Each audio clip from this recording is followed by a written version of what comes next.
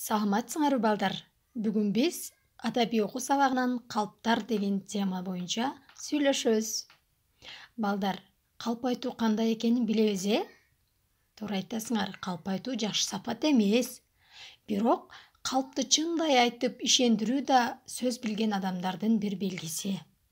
Элибиз эзелтен жок жерден сөз таап, болбосту сөз менен болтуруп, балдардын көңүлүн ачышкан. Силер төмөндөгү калптарды окуп, угуп, андагы айтылгандарга ишенүүгө болбойт. Ошентсе да, алар эң эле кызыктуу жана күлкүлүү, алардын маанилерин түшүнүп уккула. Анда эмесе калптарды окуп, алардагы баяндалган окуяларды көз алдыбызга элестетип көрөлүчү балдар.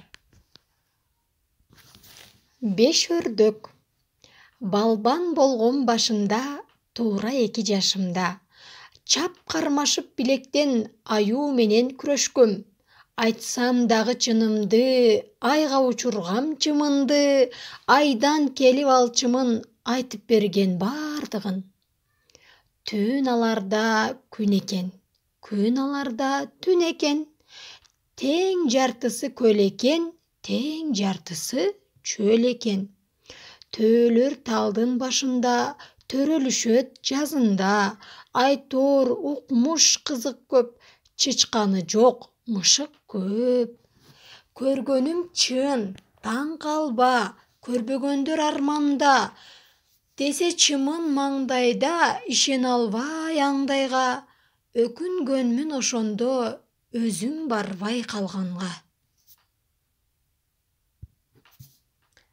Калп айтканды билбеймин, каткырам асты күлбөймүн. Жалганы жок сөзүмдө, көлдө болгом кезимде. Балыктар менен сүйлөштүм, баарын ырдаганга үйрөттүм. Мынакей балдар, өрдү уктук, өрдөк, 5 өрдөк деген. Эми карагыла, калптарды окуп кандай ойдо калдыңар? Калпты чындай кылып мынтип айтуунун кандай мааниси бар деп ойлоп калдыңар? Эч кимге терс таасир тийбеген калп зыянсыз деген ойго кошуласыңарбы? Өз оюңарды жазып жөнөткүлө.